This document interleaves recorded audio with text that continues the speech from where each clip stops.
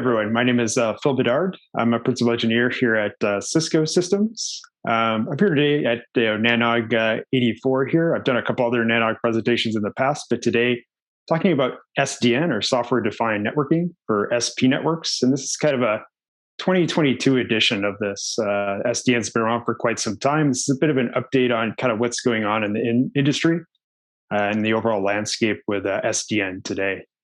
We'll go ahead and get started.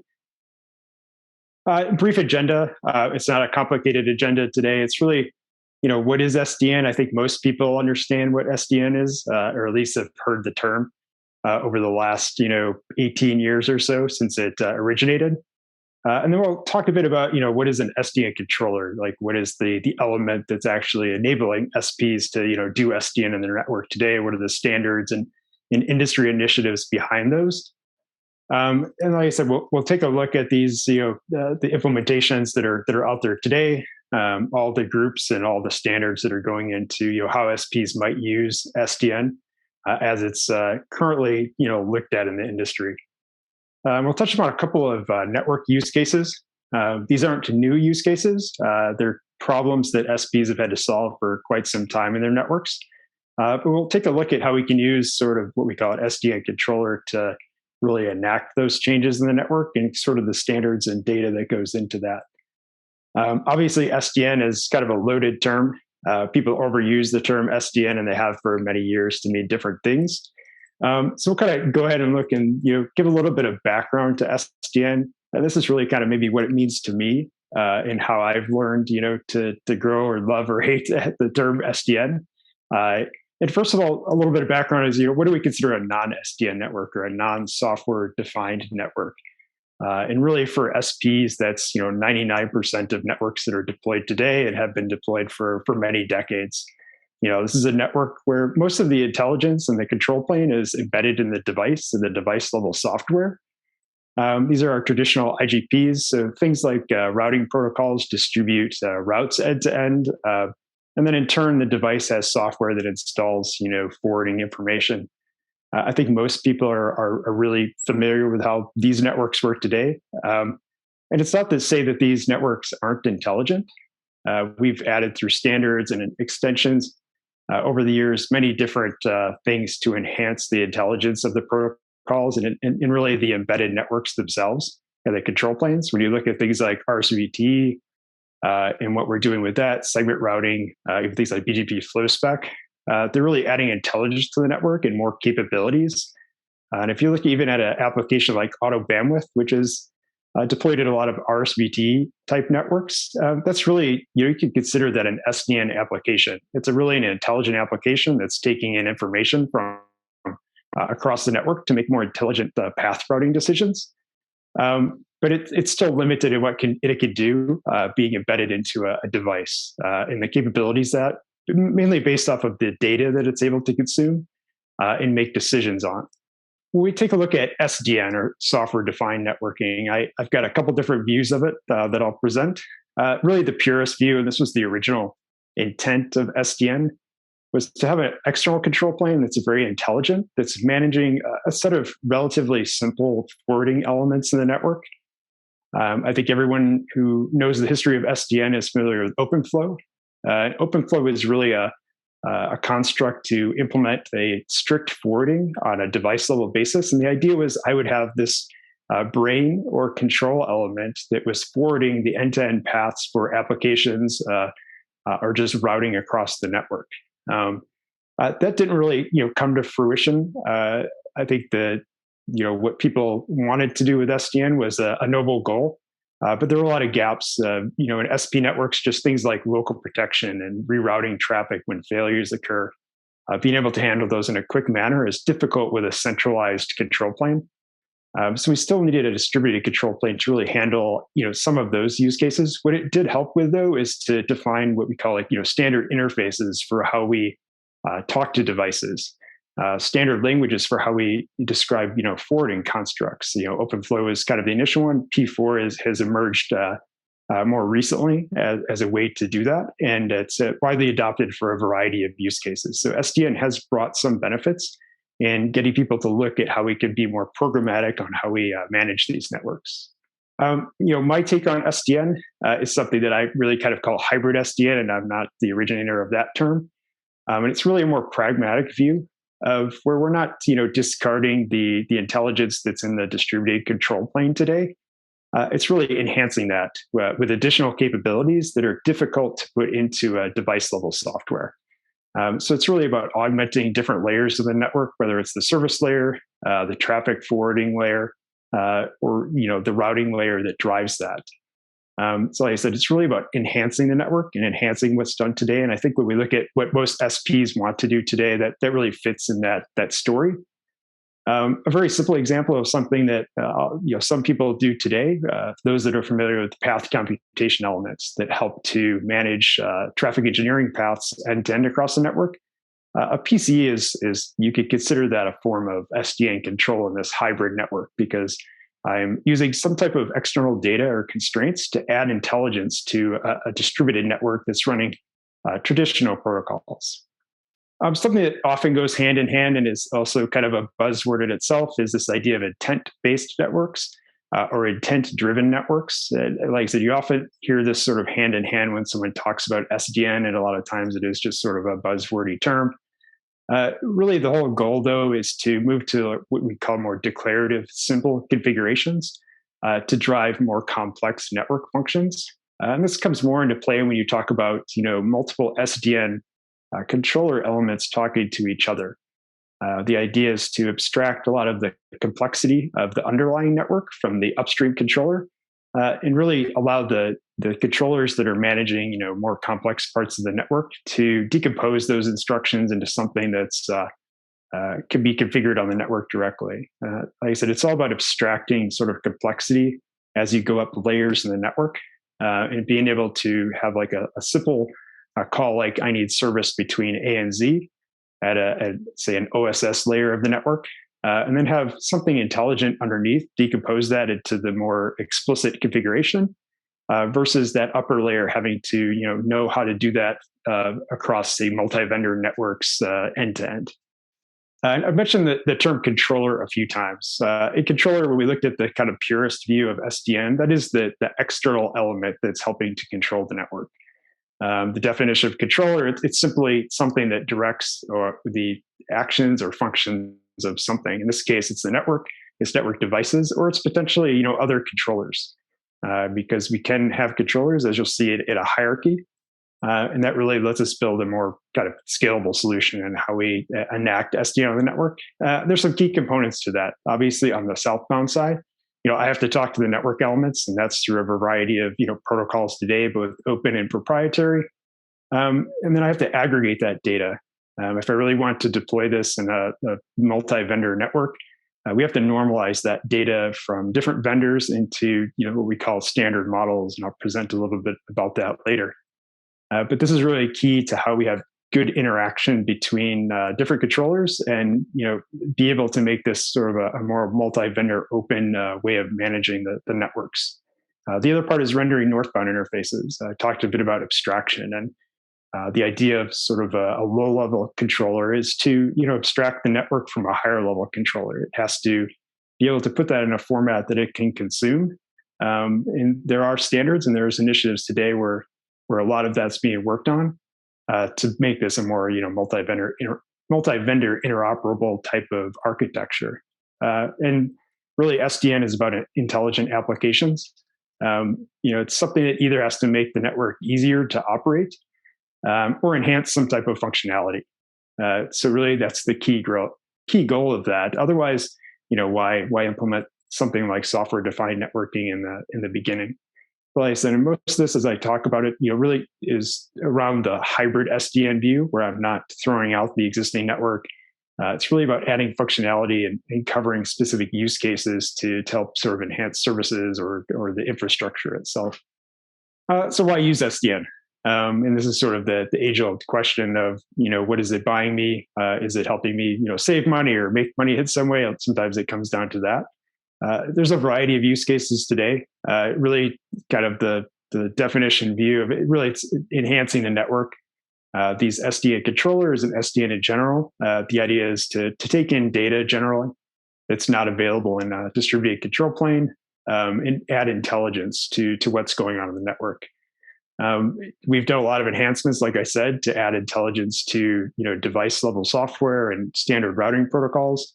At some point, that becomes difficult. Obviously, all SPs know it's difficult to upgrade software on devices over time. We've made that easier by having some application independent upgrade processes, but still, it's very difficult to do that end to end across the network.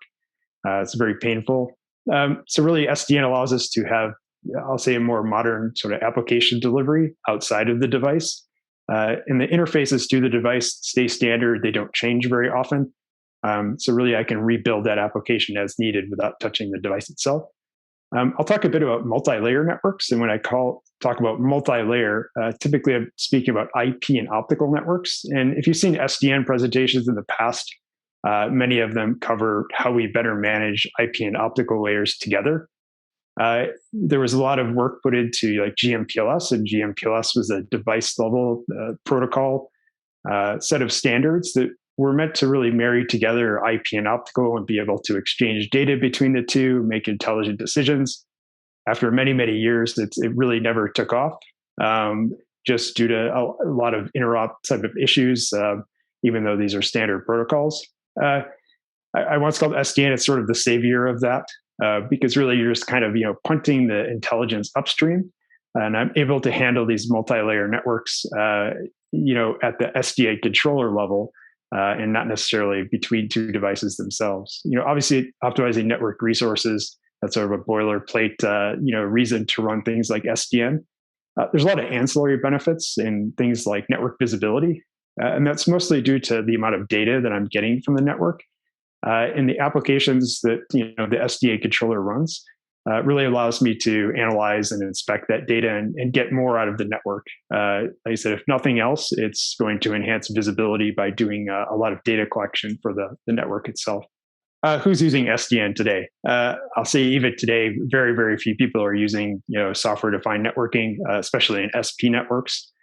You'll hear, you've seen papers and maybe some NANOG presentations from content providers, and those that are doing a lot of egress traffic steering of BGP controllers or routing controllers that they're using end-to-end across their network. Those are a bit advanced. And obviously, there's people doing it. The amount is pretty low. Most SPs are looking at more what we call this hybrid SDN model. And on the bottom, this is, if people haven't seen it, this is kind of the Gartner hype curve. And definitely SDN went through its eras or multiple eras of this sort of peak of inflated expectations. And sort of disillusionment means that nothing's really happening with it. I think we're at a point now where we're starting to see more initiatives around SDN and SP networks, where we're kind of on the upstream or the upswing of the sort of enlightenment phase. We're not quite to a productivity phase yet, but I think we're somewhere on this line or trajectory up now, mainly driven by a lot of industry initiatives around SDN that have come to life in the last few years. So I'll spend a bit of time talking about kind of standards and initiatives that are going on right now. Key to this, I talked a bit about multi-vendor. And to drive multi-vendor, we really need interop between these different controllers, between the different elements. There's been a lot of push towards standardizing a lot of that in the last few years. We need a standard kind of architectural definition, kind of roles and responsibilities of what different controllers do in the network when it comes to SDN. And the thing that's really helped, drive a lot of this standard data models. Yang, I think most people are familiar with Yang at this point. It's the de facto standard of how we model data at the device level, the service level, even how we describe network topologies, and I'll show that in a bit. And it's really necessary to normalize what's often proprietary network data into vendor agnostic data, so that we could share not only to applications within an SDA controller, but also to other controllers themselves, and also protocols, standard interface protocols, on how things interact. And the models drive the APIs. Really. So the standard models drive standard APIs. Having standard communication protocols is also key. At the device level, we have NetConf and things like GNMI that have seen a lot of traction in the last 5 to 10 years now. NetConf is obviously widely implemented on these vendor devices today. From controller to controller, REST-conf is really the de facto standard. I think everyone is kind of coalesced on using that. It does have some drawbacks, but it is sort of the standard, and it's the way that controllers communicate between each other. So I mentioned having an architectural framework to really build this, SDN controller architecture. And some of that's being driven by the IETF and specifically the ACTN working group, the Abstraction Control of Traffic Engineered Networks. And they've defined RC 8453. And really, it's a loose framework of controllers and how SDN works. And what it really allows you to do is move away from sort of a big monolithic type of piece of software that's controlling many different network types, different domains, and breaks that into more easily consumable, smaller controllers that are responsible for just their own specific task. So you'll often see these terms in the ACTN framework of like an MDSC. You'll see that called a hierarchical controller in other text. And this notion of a PNC is really similar to a domain controller. It's what controls a specific domain of the network that it has some sort of technical knowledge of. So it's the lowest layer controller that's actually talking to the network devices. So we talk a bit about roles and the roles of the different controllers. The CNC or customer network controller, that's an OSS BSS system. It's often an orchestration system or a workflow manager. So that's where you want to abstract, most of the intent to. So like I said, if you have a service that says, I just need a VPN from A to Z, that's the type of function call it would make to a multi-domain service controller, which then is broken down into more consumable bytes and then sent to specific provisioning controllers. So like I said, the HCO or the MDSC, it aggregates information from all the domains, so it can make intelligent decisions. And like if it does get a request for a service from a CNC, it's able to decompose that into its constituent parts and send it to where it needs to go. For example, an IP plus optical provisioning operation would be handled by an MDSC. The provisioning network controller, like I said, that's really, it uses its SBI to connect to the devices themselves. It could be other controllers as well. There's no strict hierarchy with this. It doesn't have to be 3 layers of controllers. You can have many different layers of controllers that interact and communicate with each other. And ACTN doesn't specifically define the protocols used between the controllers and the interfaces. Like I said, it's more of this sort of loose architecture of how they should communicate with each other, but not the underlying low-level protocols and things like that. What else is the IETF doing specific to SDN? We talked about you really need standardization at every level. So the L2NM, L3NM, those are standard network models for VPN configuration. So it really gives a vendor agnostic way to describe VPN services. And then it's up to the controllers themselves to translate that into, device level configuration. So we've seen a good adoption of, these models. Like they still have some gaps that need work. And it would be good for more operators to be involved in those efforts. There's also been a lot of work done in the last 5 or 6 years around network models and how we describe networks. And this really comes into play when you talk about controller to controller interaction. And I'll talk a bit about that coming up. And then really continued work on all the protocols that sort of enable SDN. These are the standard interfaces to the devices and to the controllers. The ones I list here are more device level standards, but enhancements to PCEP, continued ISIS and IGP extensions. BGPLS is an important one because BGPLS is a common kind of de facto way that I learn topology information from a network. And then things like network telemetry framework to create more standards-based ways to get performance measurement data off the network. Another group that's really driving these SDN standards that I would say doing a lot of work currently is the ONF TIP project. So it's the Telecom Infra project. So ONF is Open Networking Foundation, and they have a number of different projects, and then under those have a bunch of different groups. And specifically, this is the OOPT group. And then even another consortium under that is one that we call MUST, and for short, you just kind of call it TIP MUST, and it stands for Mandatory Use Case Requirements for Transport SDN. What they're really focused on is defining like the SBI, the NBI, protocols and things. So this is where operators are trying to define some of the low-level constructs that are used for SDN. And it really gives guidance to those in the open source community as well as vendors on what they should be building as a controller within a controller. They're also defining use cases. So a use case might be provision a VPN from A to Z, or provision an optical circuit from A to Z. So they're defining those use cases and those workflows. So if those that are building the controllers want some guidance on what they should be building, what operators are looking for, that's what this group is trying to define. And this group is driven by operators. There's no vendor participation in the Must group. And as of today, I think there's 10 different operators that are involved. But definitely, if others want to get involved, simply reach out to that team. Always looking for more involvement. And they've when I talk about SDN architectures, they've defined their own architecture, but as you can see, it looks almost identical to the ACTN architecture. Some of the names are a little bit different, but that's for a reason. We want to coalesce really on one type of SDN architecture for networks, specifically SP networks. So like I said, a lot of similarities to what you see with ACTN and how they define the controller interactions. So we talk about, and most of that, covers both IP and optical. When we talk about the architectures that are involved and how we define that, and the tip must, they're working on use cases for both IP and optical. One thing that I want to mention, specific in ONF as well, in the OTCC project, is the Transport API, or TAPI. And it's a little bit different. TAPI is a set of Yang models that really describe all of the functions I need to manage an optical transport network. Optical transport networks are traditionally very proprietary.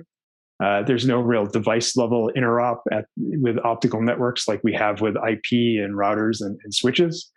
They haven't, GMPLS exists, but it's not really interoperable between vendors. There's a lot of secret sauce that happens. So TAPI is a way to standardize a set of models that really is rendered on the northbound side of a controller. And it abstracts all the functions to manage those networks. And really, TAPI has seen very widespread adoption over the last 3 or so years.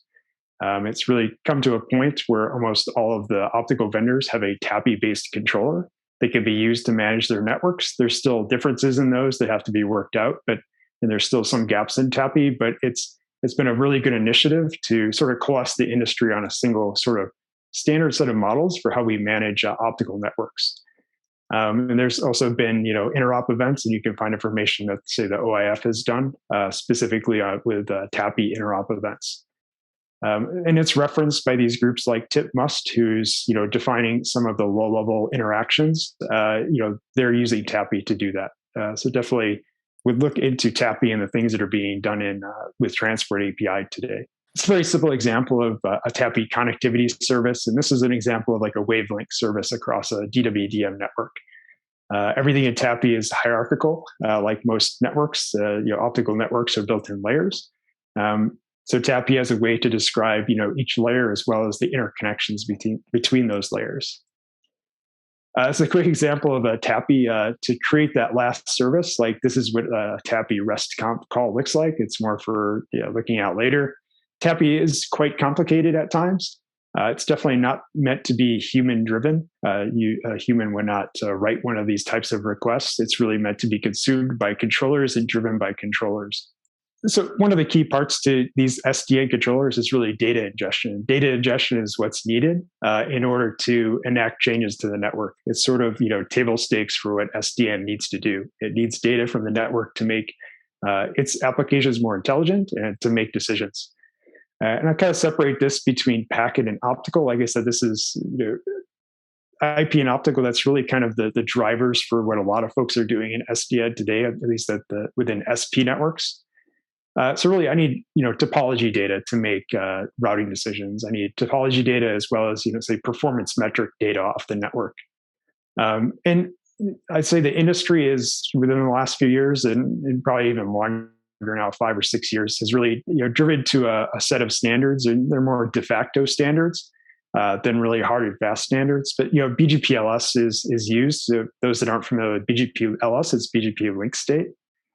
And it's a way to translate IGP data into BGP NLRI. which just makes it easier to package and for an external system to consume it rather than trying to participate into the IGP itself. And then PSEP, this is a path computation element protocol. It's really the de facto standard for how we get traffic engineering information off the network. So PSEP on a device has the ability to report LSPs that are going through that device, or it's the head end for. So if you look at sort of IP controllers or packet layer controllers that vendors have built or even open source, they always include BGPLS and PSEP components to it. There's still a lot of direct device interrogation for getting data off. Either CLI screen scraping, SNMP. Not everything is available in standardized protocols that you might need. So when you talk about a domain controller, it might have different ways, but the key is that it needs to expose that northbound in a standard interface. So when we look at controller to controller interaction, that's really sort of key. And we look at topology information, which is, like I said, sort of table stakes for doing this SDN control. The IETF has defined a lot of RFCs around a standardized network model. And there's a base model in RFC 8345. And there's a number of RFCs and drafts that build upon that. So they add data to the base network model, which may just include, say, node information. So if I want to add TE information, L2 information, even segment routing information, there's other drafts that now add information to that. We also have TEAS models that describe in great detail traffic engineering networks. And there's also hooks between the TEAS models and the standardized network models so that we could combine a really rich combined network model. And I think what you'll find is, most, like I said, most IP controllers have kind of coalesced on these models in order to describe and consume network data. Just for reference, is what the RC 8345 topology model looks like, with a couple of nodes as well as a couple of links. And this uses both L2 and L3 extensions as well as the SR draft extensions for the network model in order to describe a IP topology. And typically, this is being consumed by like a hierarchical controller or even an OSS BSS system. It just depends on the use cases involved. In many cases, you also need metric data. This is what I call metric data, which is really interface stats, flow data through like NetFlow or IPFix.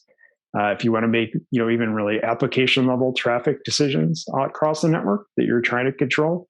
And like I said, that metric data is overlaid on top of the topology data or TE data even. It really gives you a very powerful, way to build an intelligent application for traffic steering and other types of applications. So we look at network data on the optical side.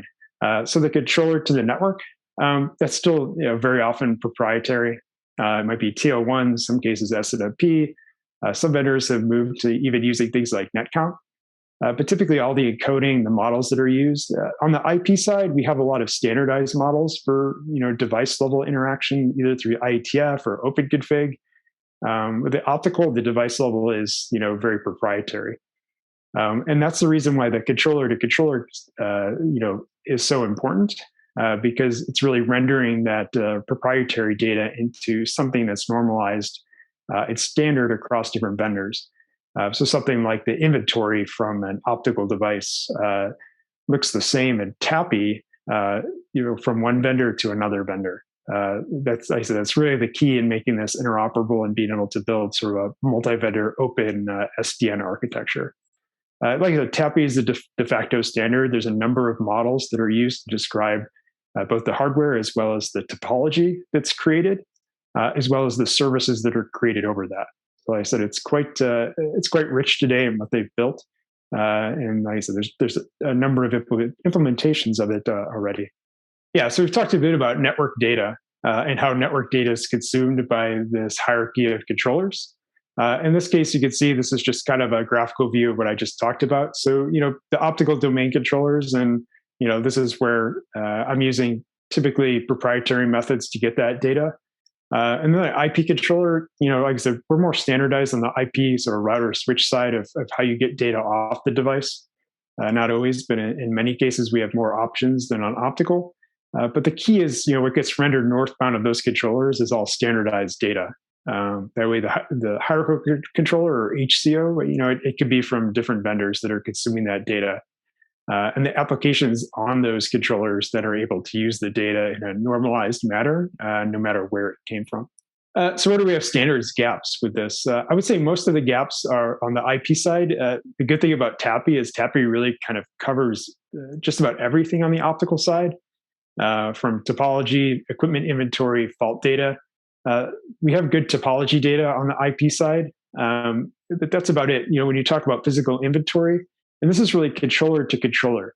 We spent a lot of time and effort in the IP world on standardizing device models or device level models. We haven't done a lot when we talk about controller, IP controller to say HCO models. So there's still things like fault data, physical inventory data, and recently a draft was introduced, and it says optical, but I think it'll be expanded to cover packet layer devices as well.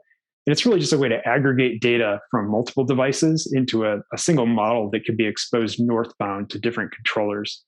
So like I said, in the IP world, we've got a few gaps that I think need to be solved in order to make that more applicable.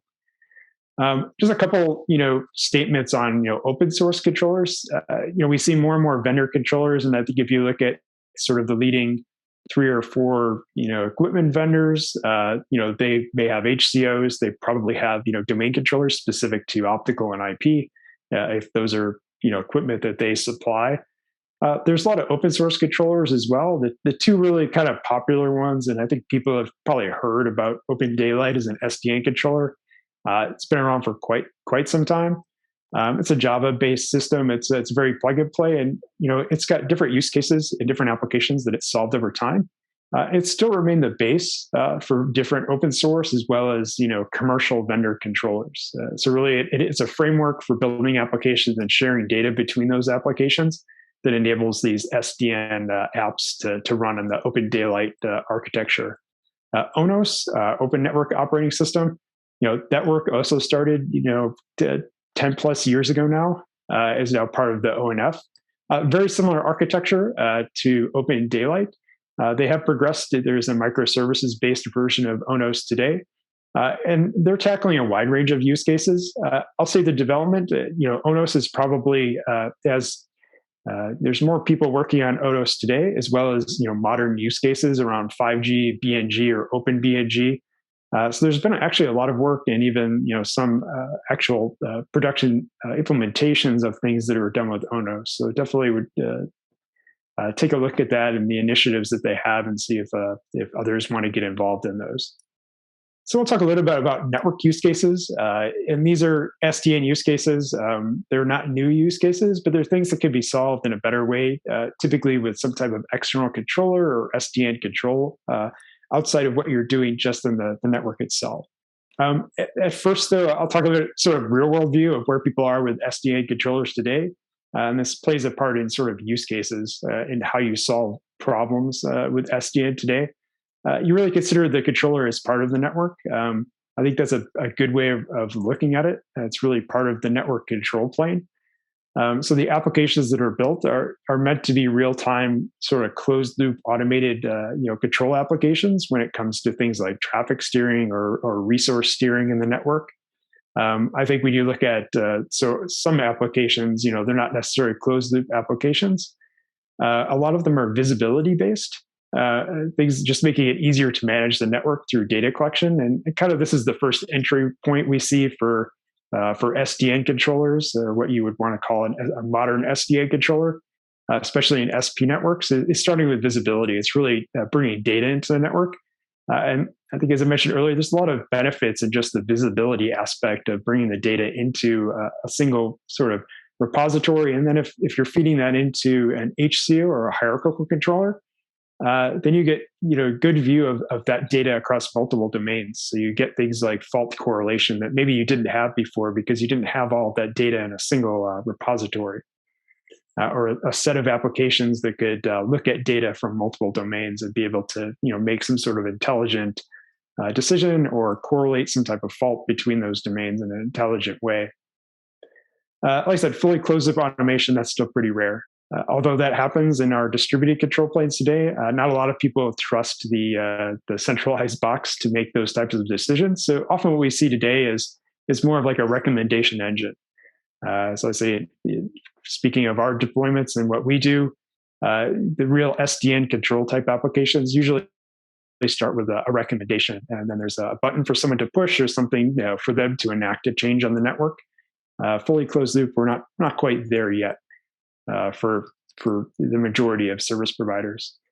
So one use case that's sort of near dear to me is this notion of shared risk link groups. And like I said, a lot of the SDN applications that we look at today talk about multi-layer networks with IP and optical. And this is definitely an IP and optical type of use case. So typically at DWDM networks today, we have multiple wavelengths. There could be multiple IP interfaces that use the same path of the network. And we don't want to step on those, two interfaces that are using the same DWDM link. So you don't want, say, one interface protecting another interface that share the same fiber. Fiber cuts are by far the most common type of failure in networks today. So for certain services and interfaces, you don't want to protect one using another over the same fiber conduit or node. And we seed information on the IP networks traditionally with SRLG data from the optical network, but it's quite cumbersome in many cases to get data off the optical network and correlate it with the IP network because we don't have a good way to share that information between the two different systems. GMPLS has solved some of this, but it's a very vendor closed solution. You can't, hook up a GMPLS router from one vendor and a GMPLS optical node from another vendor and have this type of sharing takes place. They've been vendor proprietary solutions, and even those solutions are not widely deployed at all because they're quite complicated. Yeah, so we look at shared risk link groups or SRLGs. The use case is really where the IP layer, it needs the optical layer information for things like protection diversity.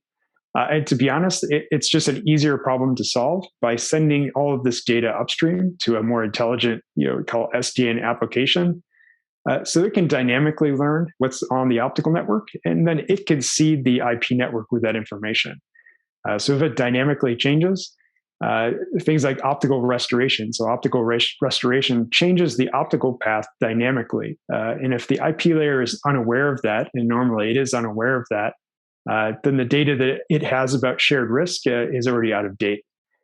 So one very simple application is being able to take all this data together, correlate it, and then seed the router with updated information almost in real time as it happens. And this is an application that's been looked at for many years when it comes to using SDN and SDA controllers and getting data off the network. But like I said, this is one very simple common use case that could be solved with an SDN controller. Another common use case is just traffic balancing. This is really more of a BGP, eBGP external edge traffic balancing use case. And when you look at the SDN-like controllers that have been built by content providers and others, probably more on the advanced stage of automation, they've definitely have solved this use case over time. Another use case is edge traffic balancing. And this is a use case, it's been solved over time by different content providers. There's systems that they've published white papers on even that describe how they do this in a really an SDN controlled manner. And a lot of that, in a true SDN sense, it's really about using network data to make those decisions, and not just standard network data. Like I said, the real benefit to an SDN application is being able to consume more granular data or things that maybe you just don't even get off the network. Maybe there's things like cost maps that come from another source, geographic maps as far as routing people to a specific location. Like I said, those are very common content provider or sort of request routing type of decisions. But enacting those into network routing and network forwarding, that's where these SDA controllers come into play. So this case is a simple where I have traffic that I really have my intent, and if it's really an SDN based application, I want to give it my intent is to balance traffic across all of these peering connections. And in normal BGP, and this is outbound traffic, which is a bit easier to control. But in normal, say BGP, that doesn't happen. There's other things that are built in BGP that steer traffic a specific way. But I want to take all of this data, and then I want to make an intelligent traffic routing decision. And like I said, really it's the job of the controller is really to decompose that ask or that intent into the specific actions on the network. And that's really where the real intelligence in SDN comes into play. Like I said, this is a use case that's it's been solved in other ways over time, but we do see more and more controllers that are able to take care of this type of use case. Like I said, these are just a couple of use cases, that SDN could be used for. There's a lot of more advanced, traffic routing, traffic optimization use cases. So the key is being able to take data, not just from the network, but from other places as well, and collate that as well as, multi-domain or multi-layer information to make a more sort of intelligent decision that can't be made by just the on-box control plane. And that is it for me. This has been my session on SDN and SDA controllers, and I realize it's a bit on the high-level side of things. But really, the industry initiatives and the industry push for this, I encourage folks to get involved in that, take a look at that, and join groups like the IETF, the TIP working groups. If you have SDN use cases that you would like to see, have broader coverage of, I definitely, like I said, encourage you to join those industry groups. But from that, thank everybody for your time. I hope you enjoyed the session and enjoy the rest of Nanook.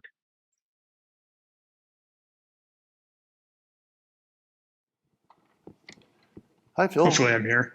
Hey, everybody. You're here. We have somebody walking up to the microphone now. Please state your name and organization. Is this Mike? There we go. Hi, Chris Woodfield with Twitter. You mentioned OpenFlow very early in the talk, and I got the impression that you were referring to it in the past tense. Is that still a relevant protocol, or has it largely been supplanted by the newer protocols you've mentioned at this point? Yeah, I think it's been largely supplanted. I'm not going to say OpenFlow is completely dead and has no use cases. I would say in the SP context, it probably has even less use cases than in what we see in data centers.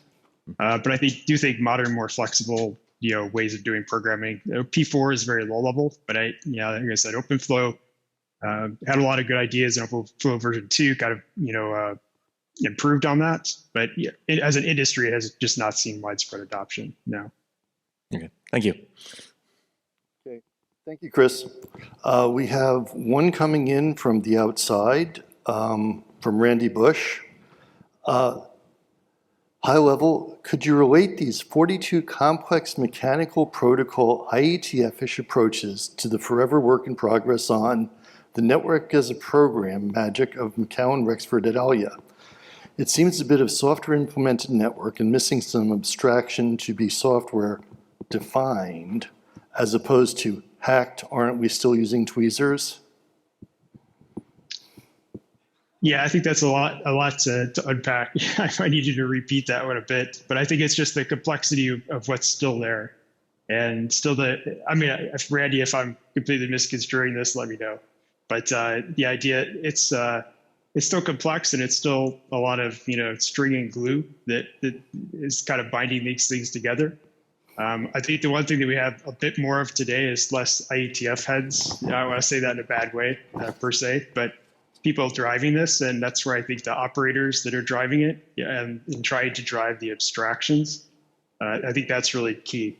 Otherwise, we're just kind of back in the day of what we call automation, or we just use this blanket term of automation in SDN, and it's still super, super complicated. But sorry if I'm misidentifying that, but contact me offline if you want me to address it in a different way. Okay.